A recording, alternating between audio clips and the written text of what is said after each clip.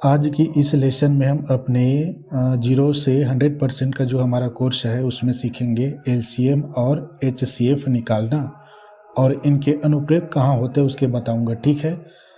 क्योंकि एलसीएम क्या है, लघुत्तम समापवर्त है, और एचसीएफ क्या है, महत्तम समापवर्त है। इन दोनों का गणित में बहुत महत्वपूर्ण होता है। इनका उपयोग कहाँ कहाँ होता है बताऊंगा, ठीक है। तो पहले निकालना बताता हूँ। छोटा से छोटा निकालना लगभग बहुत सारे बच्चे जानते हैं, लेकिन शायद महत्तम समापवर्त में थोड़ा सा कन्फ्यूज़न होता है, ठीक है। तो एलसीएम क्या है, ये लघुत्तम समापवर्त है, और ये एचसीएफ क्या है, महत्तम समापवर्त है, ये आप जानते हैं, ठीक है। इसको इंग्लिश में बोलते हैं एल से लिस्ट, सी से कॉमन। लिस्ट मतलब सबसे छोटी संख्या, ठीक है। कॉमन मतलब सामान्य या उभयनिष्ठ, और एम से होता है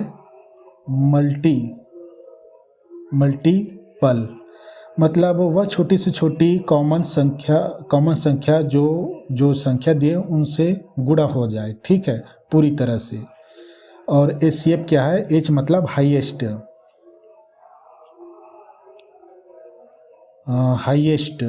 ये सबसे छोटी संख्या होती है जो कॉमन होता है, गुणा मतलब ऐसा संख्या जो वह छोटी से छोटी संख्या जो दिए गए जो भी जितने भी संख्या दिए, 2 दिए गए, 3 दिए गए, वो सबसे भाग चला जाता है, लेकिन छोटी संख्या होनी चाहिए।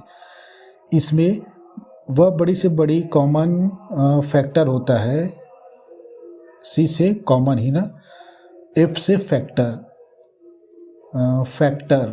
मतलब गुणनखंड, ठीक है। तो इसमें सबसे बड़ी कॉमन फैक्टर होता है महत्तम समापवर्त में। इनका उपयोग बताता हूँ, ठीक है। लघुत्तम और समापवर्त पहले इनका निकालना बताता हूँ कैसे निकालते हैं। एक एग्जांपल देखते हैं। पहला यह देखो, एलसीएम निकालना। जैसे एक एग्जांपल दिखाता हूँ मैं, 12 और 18, ठीक है। एलसीएम में संख्याओं को एक साथ निकाला जाता है, ठीक है।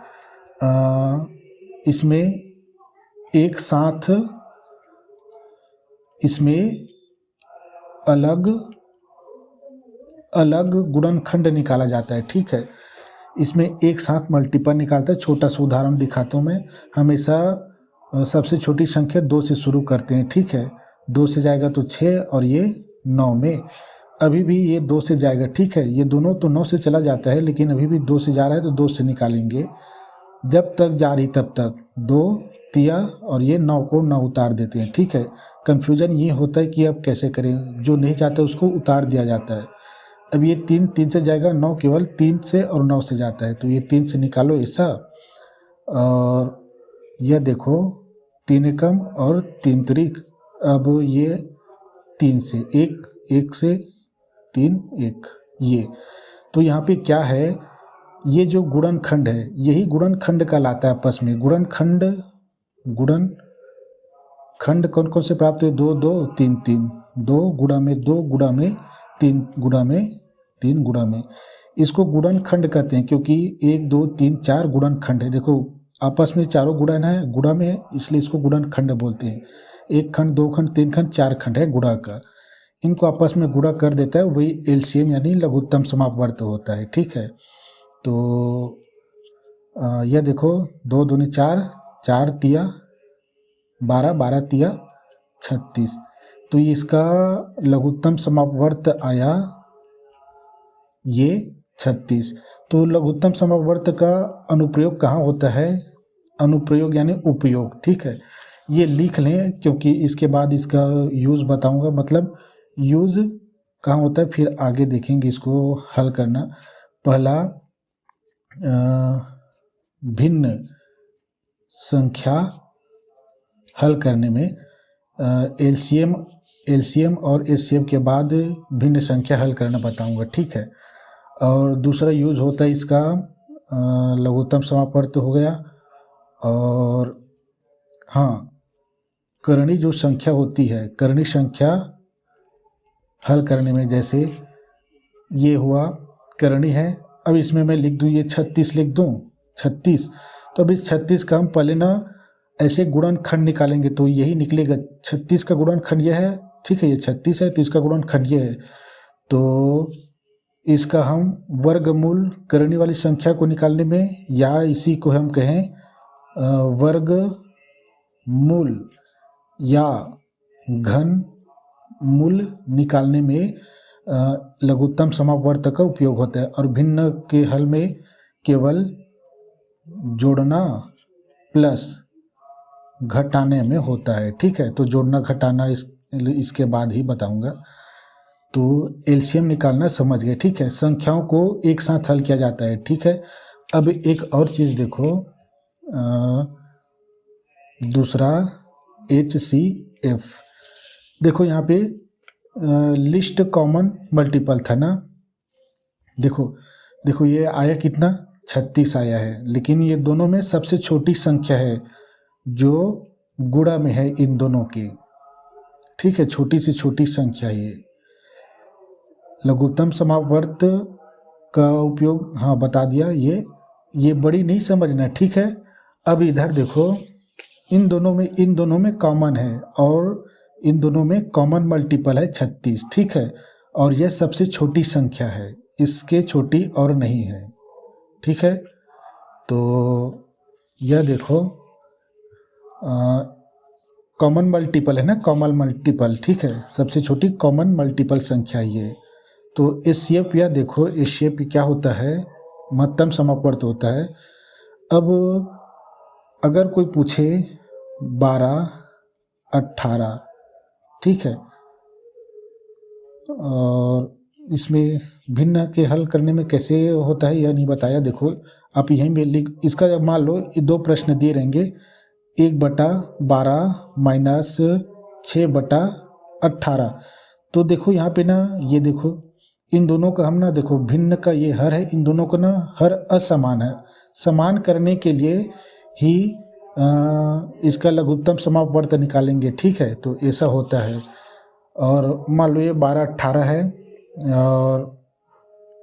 और एक ले लो 12, 18 और एक संख्या 30 ले लें, 3 संख्या, इसका कहा जाए महत्तम समापवर्त निकालना। महत्तम समापवर्त का उपयोग बराबर बराबर भागों में बांटने के लिए किया जाता है, अनुपात निकालने के लिए किया जाता है, समय सारणी बनाने के लिए किया जाता है। सर्वाधिक उपयोग इसका होता है क्योंकि भिन्न की संख्याएं हर गणित में आता है, और त्रिकोणमिति तो पूरा भिन्न ही संख्या है। करणी तो आप जानते ही हैं, ठीक है। तो हर तरह के गणित, बीजगणित, क्षेत्रमिति, त्रिकोणमिति और जियोमेट्री सभी में आता है। बैंकिंग में सभी प्रकार की में आता है, ठीक है। LCM, FCF बहुत कम आता है।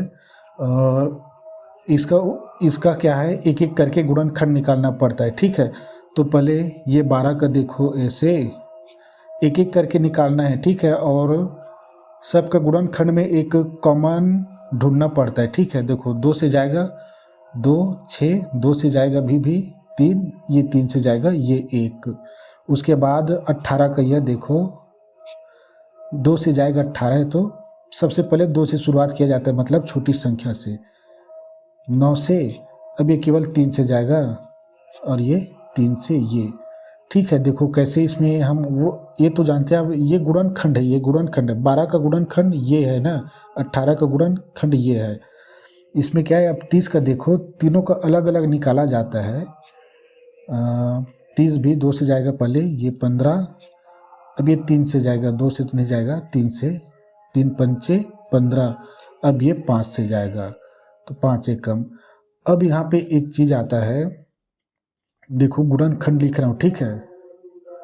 गुणनखंड लिख रहा हूँ, 12 का गुणनखंड, उसके बाद 18 का गुणनखंड, उसके बाद 30 का गुणनखंड।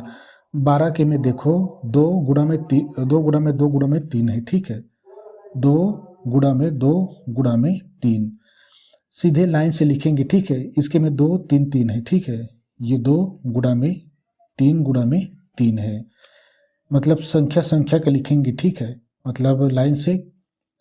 और इसमें 2, 3, 5 है, ये 2 गुणा में 3 गुणा में 5। अब इसका एक गोल्डन नियम यह है कि